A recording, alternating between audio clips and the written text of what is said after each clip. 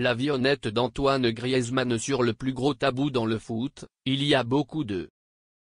Antoine Griezmann était non seulement un grand joueur qui a contribué à former une équipe de France sans égale dans l'histoire, mais il a aussi su charmer le public par sa personnalité, sa générosité et son empathie. Il n'est donc pas surprenant que Gorizo ait pris position il y a quelques années sur un sujet particulièrement tabou dans le football.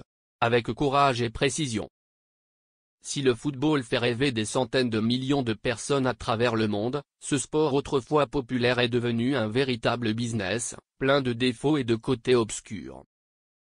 Il serait trop long d'énumérer toute la liste des améliorations, mais cet article aborde l'épineuse question de l'homosexualité, qui reste un énorme tabou dans les vestiaires amateurs et professionnels. Antoine Griezmann s'exprime sur l'homosexualité dans le football.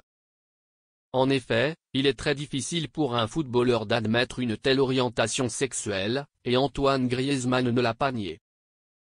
Dans une interview accordée en 2017 au magazine Icon, l'ancien manager des Blues avait décidé de poser carte sur table sans cligner des yeux. Je ne pense pas qu'il soit courant dans le monde du football d'être ouvertement gay. Parce que nous agissons avec fermeté et force et que nous avons peur de ce qui va être dit.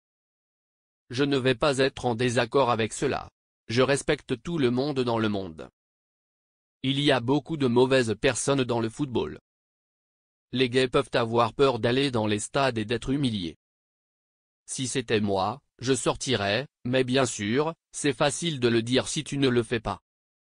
Après avoir terminé son message, la star de l'Atlético Madrid a été interrogée sur le sujet léger des athlètes masculins qui se touchent fréquemment les fesses.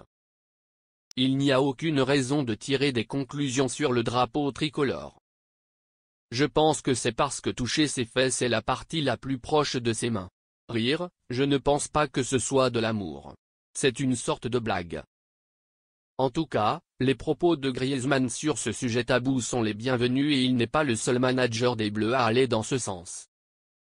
En 2018, Olivier Giroud déclarait au journal Le Figaro. Quand j'ai vu apparaître Thomas Hitzlsperger en 2014, j'ai été très ému.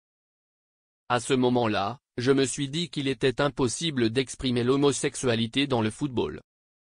Il y a beaucoup de testostérone dans les vestiaires, les pensions, les douches communes. C'est dur, mais c'est la réalité. Je comprends la douleur et la difficulté des garçons à sortir du placard. Après des années de travail sur soi, c'est une véritable torture. Je suis très ouvert d'esprit à ce sujet.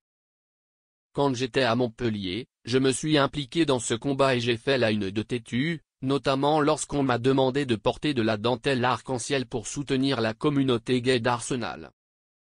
Il y a encore beaucoup de travail à faire sur ce sujet dans le monde du football, c'est le moins qu'on puisse dire.